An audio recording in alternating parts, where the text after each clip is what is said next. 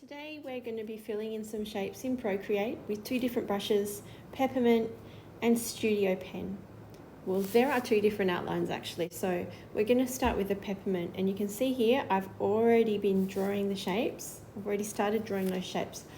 And what I'm going to do later on is I'm going to colour in these shapes with the Peppermint brush because I want to have that kind of coloured pencil textured finish, which is very hard to achieve with colour drop because it only gives you that flat airbrush look. So this is my workaround, and now I'm going to try several shapes with the Studio Pen. I'm still going to colour them in later with the Peppermint brush, but I'm going to use the Studio Pen to give it an outline. Okay, and I've chosen a pretty pale colour.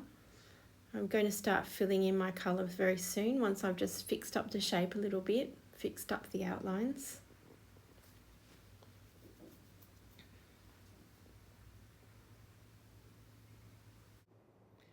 Okay, and now I'm going to do colour drop. So I'm dragging that colour down to fill in these shapes as you normally would, but you can see it gives you that very flat kind of texture. What I'm going to do is I'm going to create a second layer, and I'm going to use a clipping mask. See how I select that on the left? And this means that I can colour on top of the shapes and it won't go out of the line. So let's try this with the Peppermint brush. You can colour in on that second layer. See, I'm colouring in the heart now. And it makes quite a nice outline. And if you turn the brush up to quite a big size, then it will be much easier to do this with some speed. Now, if I were doing this for a finished work, I'd go over that a bit more and make it more even, but this is just for a demonstration. Okay, let's change the colour now. So let's do the triangle so you can see some different colours, but still you've got this nice grainy pencil texture, but with a nice clear outline. And you can see, because I used the Peppermint pencil on the first layer, that it's a kind of pencil sort of outline. And we'll see what the Studio Pen outline shapes look like in a minute. Okay, changing colour again for the ellipse.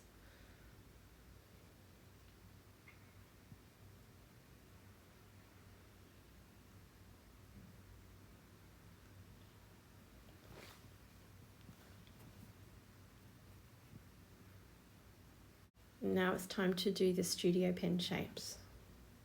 So you can see this one still has the nice texture on the inside, but then it's got a little bit of a clearer, more defined outline.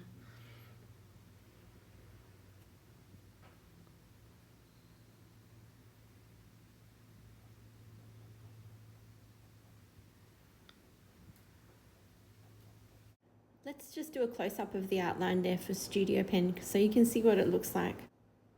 Okay, it's time for our final shape now. I'm going to select a final colour for this shape. These are just colours that I'm using for another project, so they're already there on the palette.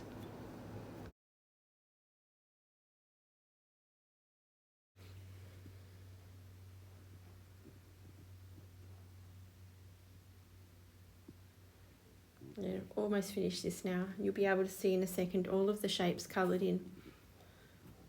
You can see it's pretty straightforward and something that's very easy to try out yourself with different textures. You don't have to limit yourself to the Peppermint brush.